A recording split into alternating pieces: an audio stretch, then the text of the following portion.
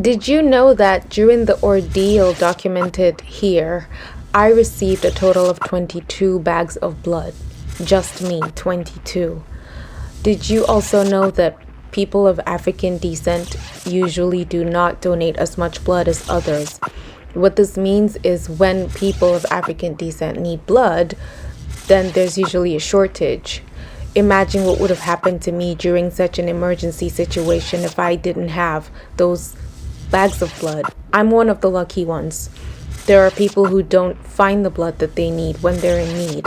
So if you're listening to this, if you're watching this, I beg you, please, please, please donate blood. You can give up to 3 to 4 times a year. I beg you, please, please donate blood.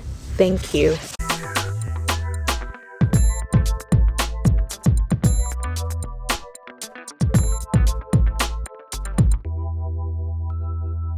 It was a beautiful day and I was swinging in the garden. Listen.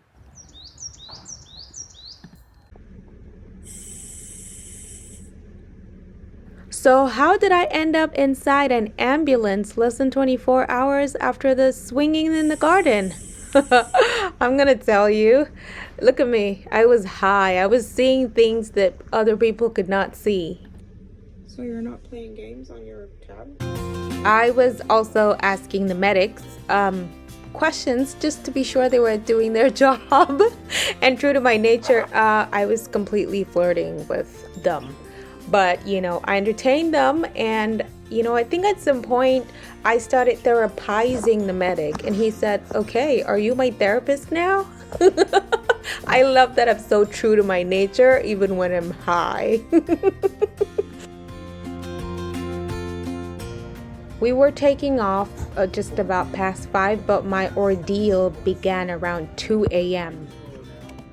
Since I clearly do not have any footage, it was an accident, I'm gonna just have to walk you through it. So I was, I'm a night owl. I don't sleep early. So around 2 a.m., I decided to get into bed. I got off my desk, get into bed and watch some stuff. Maybe by 3, I would go to sleep. So I was in bed and I stretched to pick something at my desk. This is something I do easily every night. I kid you, I don't know how it happened, but I fell from the bed that's like lower than my knee level. Big deal. You know what I did? I started laughing because who the hell falls off the bed at 2 a.m., right? Things got very interesting when I tried to get up. I could not get up. I was in pain. I knew I really hit my leg on the way falling, but I thought it wasn't a big deal. I would just lay down on the cold floor for a few minutes and then I would jump up. By the way, I was busy flirting here, what you're seeing. They were asking me about the pain I felt, and I was saying the pain wasn't too bad unless they were driving roughly. And as you can see, we had a lot of laughs. So back to the story, I fell. I somehow got myself up on the bed, but I couldn't get my legs up. I was in unimaginable pain. I just wanted to go back to sleep, honestly. And that was when I knew that I had to call the ambulance. Yeah, they showed up around maybe 40 minutes after I called. Look, I'm forever thankful for these 3 men. Their names are Colin, James, and Nathan, and they did an amazing job. I was in so much pain whenever my body was moved. So I was so scared because my room was upstairs, like I am going to scream down this house. I was so terrified, but they had all this equipment. I swear to God, they made it so smooth. I didn't feel any pain. Those men are my heroes. Anyway, we got into the ambulance, and trust me, when they transferred me from the little contraption to the bed, I screamed down the neighborhood. So that's the story of how the accident happened. Now I'm in the hospital, as you can see.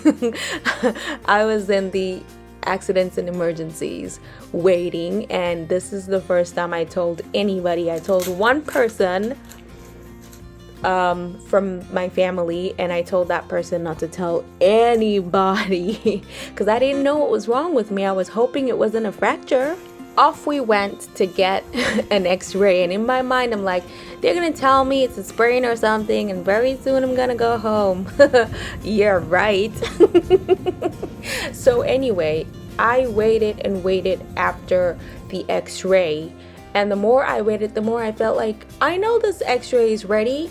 The only reason they could be delaying is because they're waiting for somebody to deliver the bad news to me. So a doctor finally came and she said, have they told you the result of the x-ray? And I said no. And from the look of her face, I knew it was a fracture. Her face fell and she began with, I am so sorry. And I just waited for it, and she said, you had a fracture. You have a fracture. And I just kept quiet, and she's like, I'm so sorry. I'm so sorry. I said, it's okay. Like, because I already figured it from the way her face was. I said, it's okay. What does it mean? Are you able to fix it soon? And she said, oh, the consultants have to come and then they'll decide that. So she left me again with no final answers. A long time later, the consultants came, and again, they're like, so, have you been told? I'm like, about the fracture. And they're like, oh, no, we need to operate. And I stopped. I was thinking of going home, maybe with the bandage or something. So I just stopped and I said, shit. And again, they kept apologizing. We're sorry. We're so sorry. And I said, okay, it's fine. When can you do the surgery? Can you do it today? And they said, no, again, they have to decide, but it's very complicated. We have never seen anything like this. I really don't think it could be today, but maybe tomorrow. And I knew that maybe tomorrow was just, she was just saying it. And I just sighed. It was, then, because I was so cheerful, I was busy tweeting and being funny. I video called the one person that I told. I was cracking jokes. Now the hospital depression was beginning to kick in, like, I'm gonna stay here. Oh my God. By the way, I did most of the videoing and picturing for this documentary, so do forgive me when we keep skipping from landscape to portrait. I was in a lot of pain when I was not trying to run mad. As you can see, I had been transferred to a ward, and I always have a big appetite. I was branded and put into the system. Hospital veterans, you know what that is. That's my pee bag, a blessing and a curse. Now, I didn't know this, but apparently fracture ward is usually filled with old people. I didn't know that. So the nurses, wanted to cheer me up because I was the youngest there, and they kept giving me pink clothing and they kept making a fuss of it.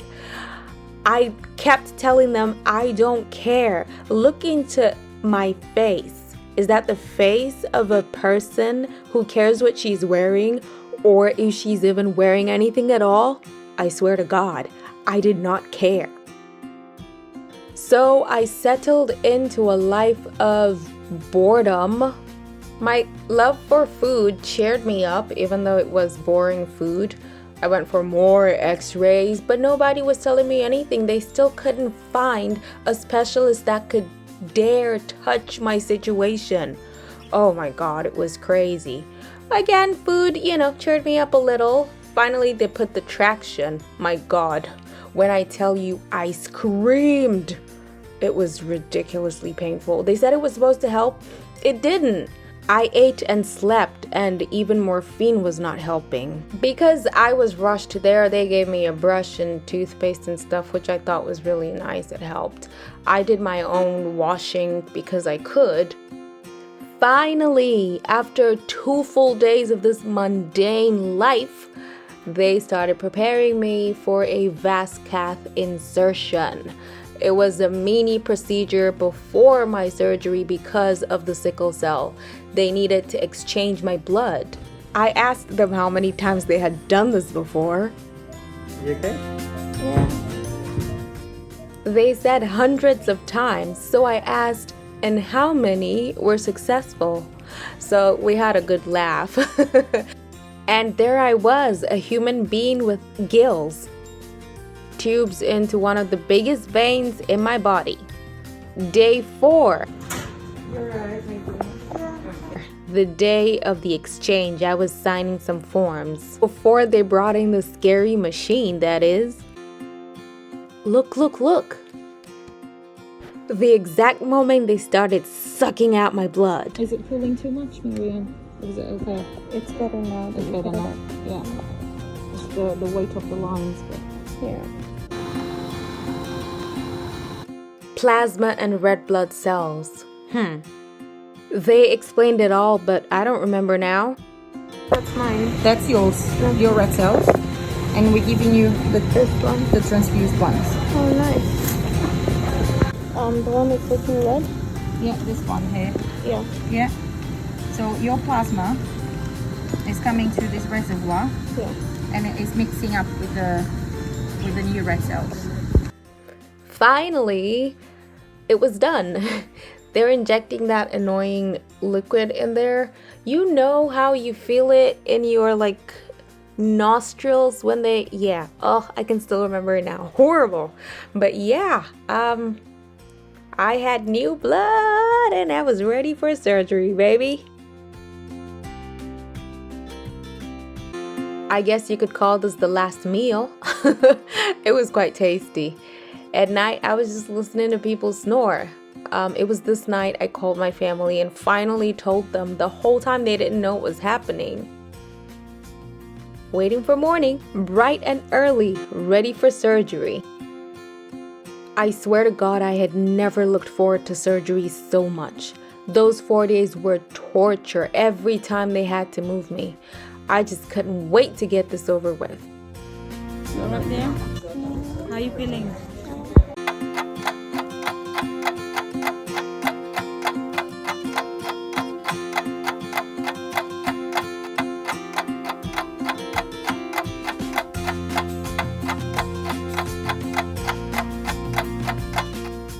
I was out.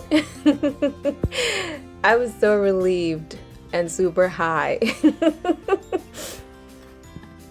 Say hello to my best friend, the PCA. This IV that you're looking at is oxycodone, which is a very strong painkiller, and it was connected straight into my veins, and that little PCA operated it. So I could press it once every 5 minutes and it would just go into my system and take away the pain. You could press it as much as you want without overdosing because it's measured. That was my best friend because I was in pain, but I swear I was just so relieved. It was a different kind of pain. Like, this is the healing kind of pain, not the torture kind of pain. You know my appetite doesn't leave. And all night I pressed this and slept.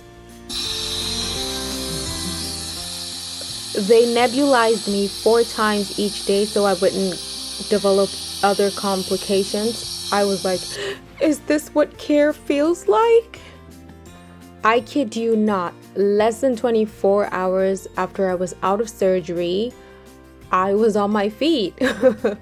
It wasn't easy, but hey, I was determined to get out of that place, so I gave it my 100%. The physiotherapist was so impressed. That night, I ordered something that looked like jollof rice, but it wasn't. It was horrible. Oh my God, it was a nightmare. I had lost blood in the surgery, so they had to give me more blood. Next, the unoperated leg received some tender love and care and compression socks so that it wouldn't atrophy. Is it weird that I remember most of my meals? This might have looked juicy, but it really wasn't nice. To remove the drainage from the surgery site, they brought adhesive removal spray because I complained because I'm hairy and it was painful. That spray works like magic. You don't even know when the bandage is being taken off. They were so serious with the nebulizing. It made me remember that when I had a surgery in Nigeria, they refused to do this, and it led to complications that led to me almost losing my life. Ridiculous. See how I roped this over my head? It was horrible. It was a horrible feeling. I hated that thing, but they wouldn't take it off. Anyway, there was this nurse from the Caribbean called Marcia, and she was not stingy with the biscuits. Cheered me up a bit. My magic button, the PCA, was removed, and it was time for business. Every day was physiotherapy. Sweat from physiotherapy and then eat. That was really my life. The pain was getting better, but there were times when I needed to ask for more painkiller, and I loved that they didn't joke with that. They did not want me in pain, and that made me happy. This is not much of a looker, but I swear it was one of my favorites. And this was the absolute worst, and I thought it would be nice. Anyway, 12 days had passed and I was so impatient. I was getting depressed. I was cranky. I just wanted to go home because I could move around with crutches. I had learned how to do the stairs. I was so confident. I just wanted to get out of there. The cries, the depression of other people, old people crying alone, it was all getting to me. I needed to get out of there. Have you ever seen a patient looking so cute? Tell me. Don't mind the look. I was really upset that they weren't letting me go home, but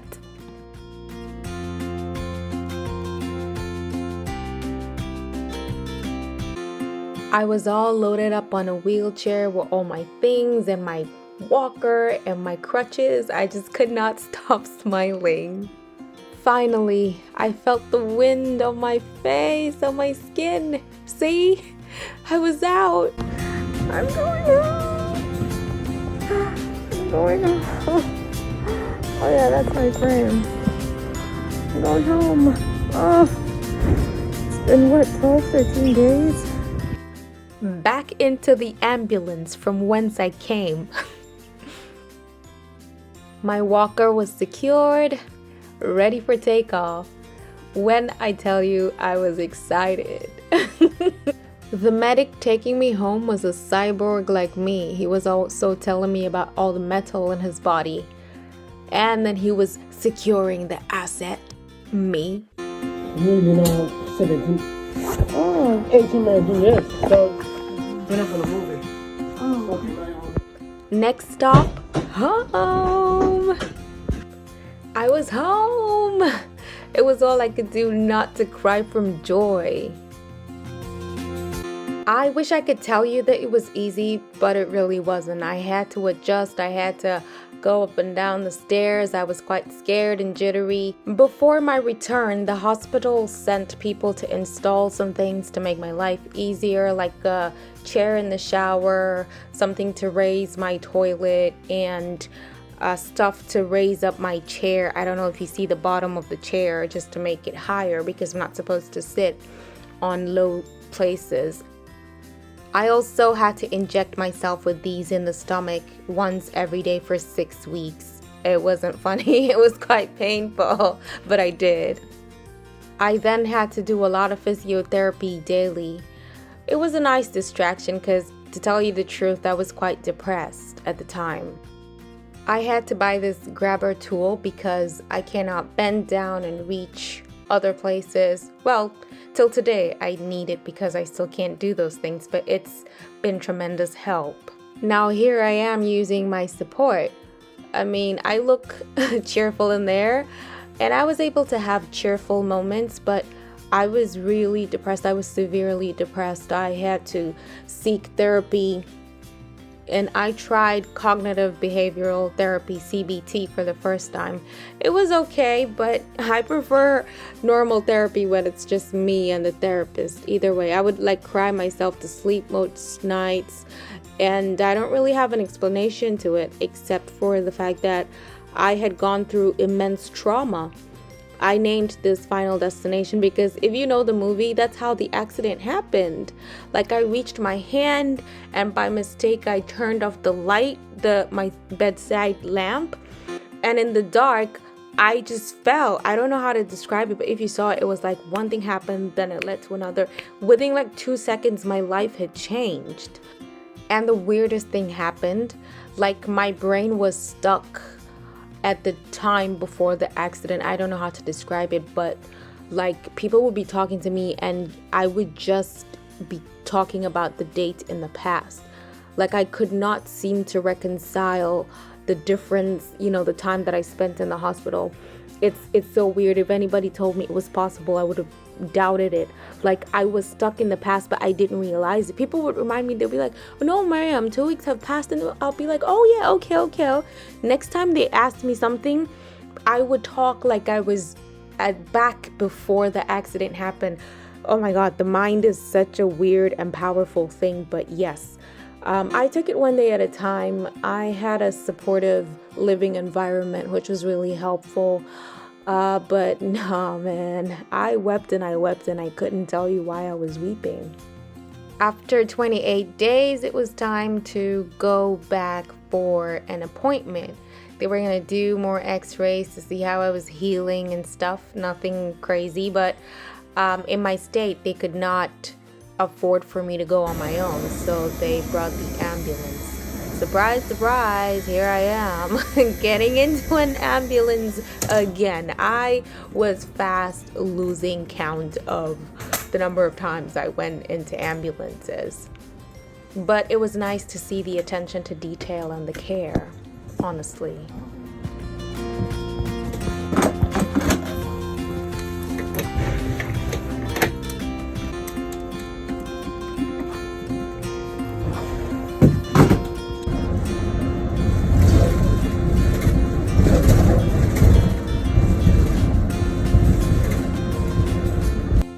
Now, let me show you what was really done to my hip. Look at that. Yeah, all of that is metal. And to explain it as simply as I can, the metal ball that is, inside the socket was placed in there a couple of years ago, like 9 or 10 years ago. And it's actually problematic, apparently, and that's why it was so complicated and nobody wanted to touch it.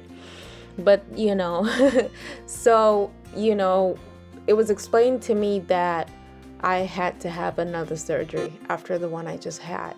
Yeah, so they could remedy the issue with the original implant. And then the other one you see with the little hook, it's a plate. You can't see it as a plate because of the angle. If you look at it from the other side, it's actually a plate. It goes all the way down to near my knee, and the circular things around it are to hold it in place. So more metal was added into my body. Now, I haven't talked about food in a while. We had a feast. To be honest, I cannot remember what the occasion was, but that was like the first feast we had when I came back from the hospital. Little by little, I tried to go back to being myself. Remember that swing? Yeah, I went back and I conquered it with crutches. Then on some random day, I had some complications from that injection that I, give myself in the stomach, and I again had to be rushed to the hospital. When I tell you last year was my year, but I really, really tried, and I convinced them to let me go, so I wasn't there for a long time, luckily. We had an Easter feast, and I would like to think that it was onwards and upwards from there. I slowly started going out. It was very scary for me at first, but I was venturing out on my own. Before I knew it, it was eat time. I remember being so excited. I actually went to eat by myself. Unfortunately, the misogynists did not let women in based on some stupid excuse. But hey, we had an Eid feast. I made the lobster and the rice while standing. Yay me! I finally got my groove back. I was going out shopping and even going on dates. Check me out here. I think I stopped being depressed just a few days before the next surgery. Good timing, huh? I went back to the hospital. This time I took myself on my own 2 legs. You know I don't turn down food. Anyway, here we are. They were wheeling me to the theater for a minor procedure, VASCATH insertion. You remember, just like last time? So they can do the blood exchange again. Horrible uniform. So there's the theater they were setting up. They asked me what music I wanted, and I said AFROBEATS. I was trying to twerk while they were working on me. I'm not even kidding.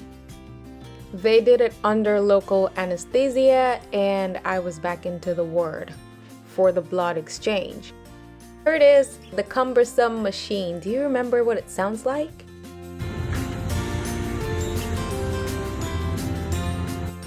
Look at that. That big bag of blood left my body. That's my sickled blood. Give me back my blood. No, I'm just kidding. Take it all away, please. Now look at that. For me, that is so bloody, so pink. I just couldn't stop marveling at it. My sickled cells were down to only 5% at that time. It was amazing. I felt very confident. I was ready for surgery. I think I spent 2 nights, which I really didn't want to, but they let me go because my surgery was in about 4 days and I needed to come back a day before the surgery. Now this is where something weird happens. Unfortunately, I do not have any footage, so you're gonna have to keep looking at this while I tell you the story. Sorry. So I went home with a vein, one of the biggest veins in my body. Again, the one near my pelvis had been accessed for the exchange this time, not my neck like last time. So, it was healing. It had kind of closed, but it's a huge vein. So it was bandaged, and I went home and I was carrying on. In fact, I jumped right into just doing laundry because I was feeling on top of the world. Let me tell you what happened. Nobody told me not to sneeze. I went into the bathroom. I came out of my bathroom and I just sneezed. And pop, I'm telling you, the vein opened. I just felt this warm liquid, trickling down my legs. And I stopped and I looked down and there was blood. There was a pool of blood and it was just oozing out. It's one of the biggest veins in my body. I was bleeding out. And you know what I did? Just like when I fell and broke my hip, I started laughing because what are the chances I just sneeze and my vein opens and I'm bleeding out and this is how I'm gonna die? I applied pressure for it. I applied pressure on it. I got horizontal, but I'm telling you, I was laughing. It was so nasty, cleaning all that blood. Oh my God, blood is so disgusting. I'm like, I just got this new blood and it wants to escape. Where the hell do you think you're going, blood? Huh?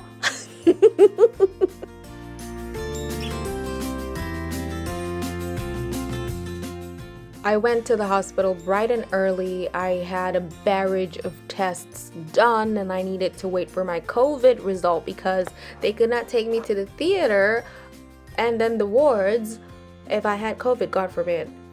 So it was a very, very long day. I was, jumping from this department to that department. I waited somewhere for 3 hours waiting for the COVID. I mean, of course, I said I'm hungry and they fed me because I'm not in the ward yet. It was a bit tricky getting me food, but they did. But oh my God, it was a long day. Anyway, why you're seeing this picture is because, that was just what was entertaining me, looking at people. This particular doctor, he's just so mean. I did cover his face, but I mean, he's doing his job, which is nice, but he's just so mean. I was trying to crack a joke and he was just looking at me like, oh my God, don't piss me off. I was like, okay, fine, I'll never joke with you. And to be honest, throughout my stay, that's just who he is, I guess. He's just like a grouch, the Grinch. Get away from me. Anyway, after all the waiting, I was assigned a room, and it was a fancy-mancy room all to myself. I was so glad for that. I'm not really a people person. And I had a nice view. I mean, it's just green and concrete, but at least it's a view. So I was really happy about that. My room, my room. And so it began. This is the worst part of any admission for me because I have such tiny veins. It's always such a torture. They said they needed to give me more blood because I was gonna lose blood in the surgery, just, you know, being safe.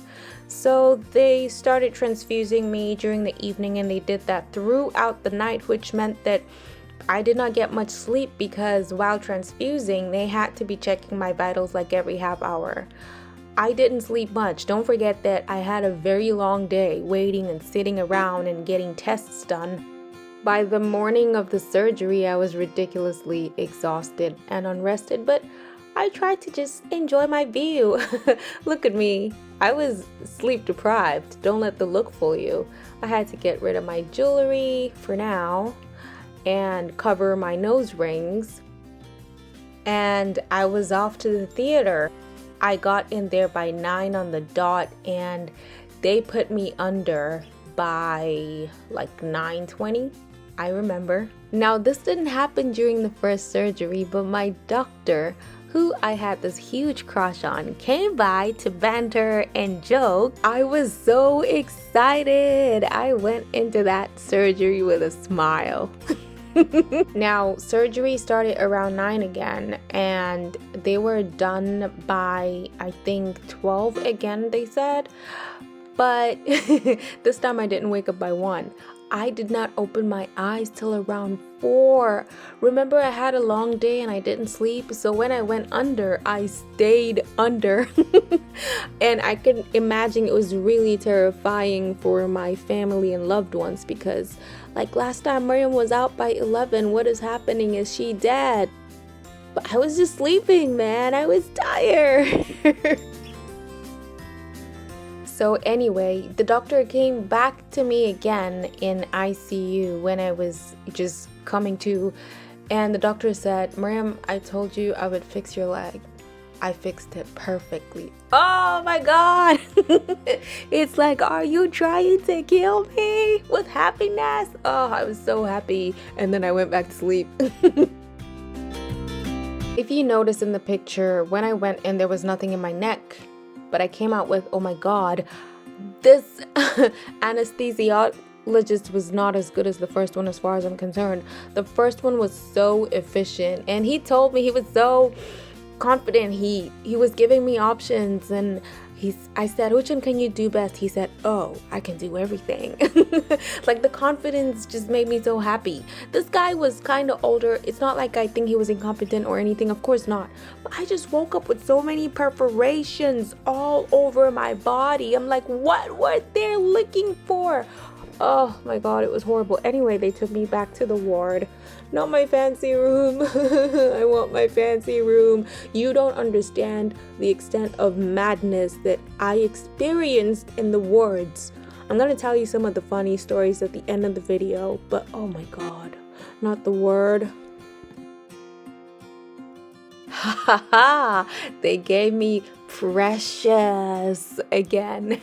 Now, this might shock you, but I'm supposed to be on it for at least 48 hours because, you know, pain, and I was in pain.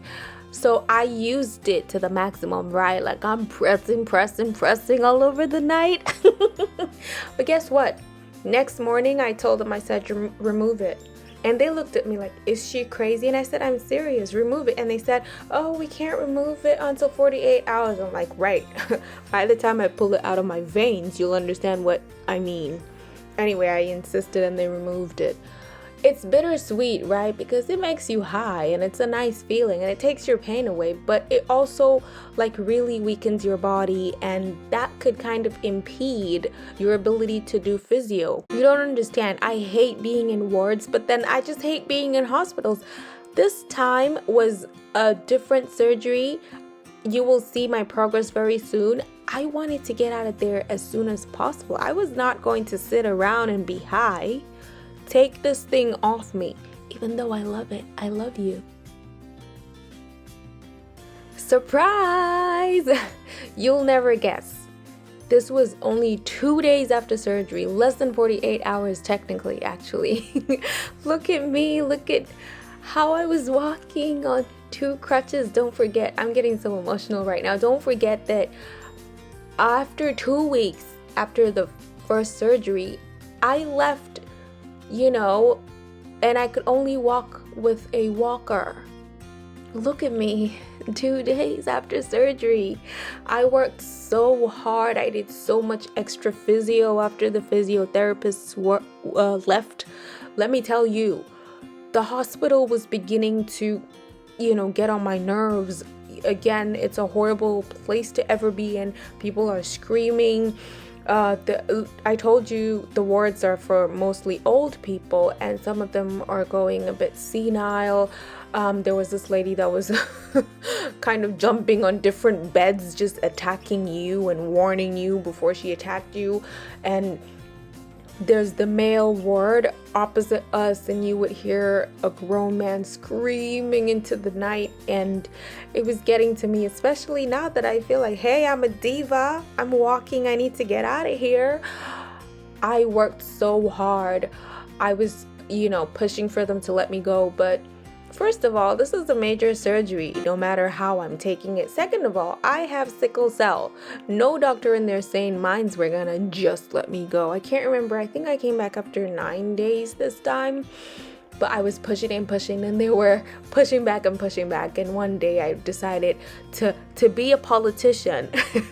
While they were doing rounds, I went around just, walking really fast, like showing off. And everybody was like, oh my God, you're walking so well. Guess what? That night I went home. Yeah, this diva is not going to stay here.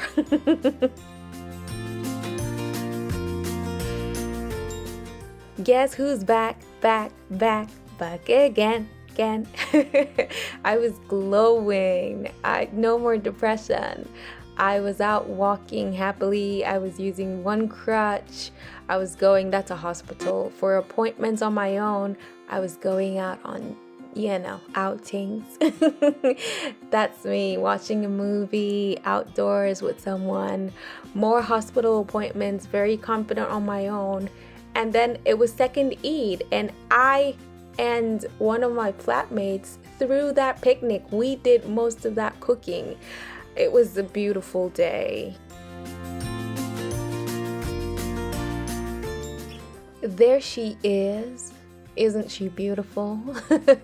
Almost 20 inches long. That's the scar that I acquired from everything.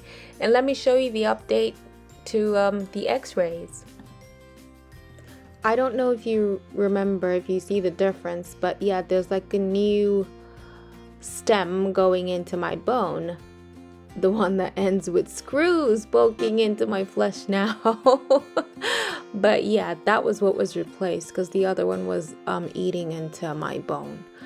And so yeah, it still feels weird sometimes when I move a certain way, because it's like pointy metals inside my body. So sometimes I feel just some kind of discomfort because it's there, but I can't complain. I got the card for my doctor, and no, this is not the crush talking. They're just a genuinely nice person. I still do physiotherapy every day, and I still use my little grabber. But again, I can't complain. It's for a different issue, whatever, but I really cannot complain. This was a message from my mom. If you understand Hausa, you'll see I just felt like, oh my God, I've been through so much, but it feels nice, to get such encouragement, and my family was there throughout. We spoke on video call like so many times each day because they felt like, we can't trust you. Maybe you're hiding another surgery. We want to see you. It was amazing. I'm so grateful for that. And just so you know, I'm doing really well. Take a look.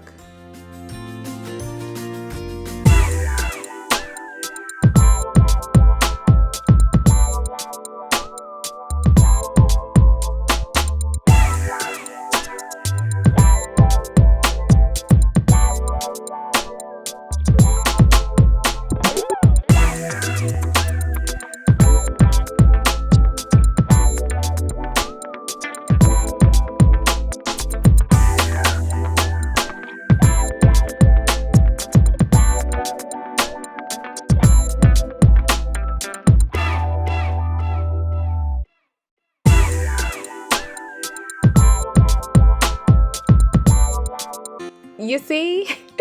Bad bitch every day, today and tomorrow.